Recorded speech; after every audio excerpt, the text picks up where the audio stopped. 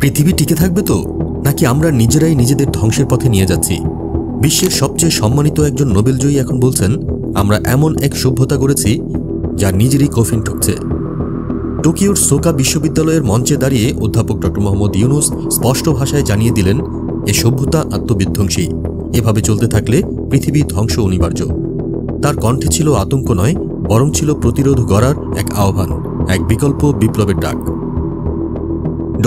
ইউনুস বলেন, পৃথিবী জুড়ে অগ্রগতি হচ্ছে শুধু মুনাফার ভিত্তিতে। সম্পদের অধিকাংশ এখন গুটি কয়েক মানুষের হাতে। তরুণরা আজ চাকরি খুঁজছে, অথচ তাদের মধ্যে লুকিয়ে থাকা সৃজনশীলতা হারিয়ে যাচ্ছে। একে তিনি বলছেন ভবিষ্যতের অভিশাপ, যেখানে প্রাকৃতিক পরিবেশ ধ্বংস হচ্ছে, চাকরি মানুষের চিন্তাশক্তি দমন করছে, আর কৃত্রিম বুদ্ধিমত্তা এআই বেকারত্বকে ভয়াবহ মাত্রায় নিয়ে যাচ্ছে।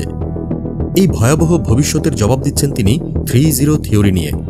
একটি বিশ্ব যেখানে থাকবে শূন্য দারিদ্র্য, শূন্য বেকারত্ব, শূন্য নিট কার্বন নিঃসরণ। এই তত্ত্বকে বাস্তব করতে তিনি তরুণদের আহ্বান জানালেন, 3-0 ক্লাব করো। 5 জন একসাথে এগিয়ে এসো এবং প্রতিজ্ঞা করো তোমরা আর জীবাশ্ম জ্বালানি ব্যবহার করবে না। ড. ইউনুস বলেন, চাকরি নয়, মানুষ উদ্যোক্তা হয়ে জন্মেছে। প্রতিটি মানুষের মধ্যেই সৃজনশীলতা আছে।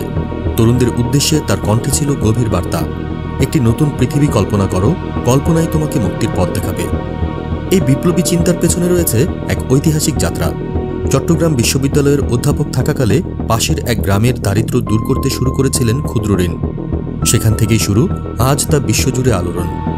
এই অবদানের স্বীকৃতিস্বরূপ সোকা বিশ্ববিদ্যালয় তাকে দিয়েছে সম্মানসূচক ডক্টরেট ডিগ্রি। এ যেন পৃথিবীর পক্ষে লড়াই করা এক নীরব যোদ্ধার প্রতি আন্তর্জাতিক শ্রদ্ধা।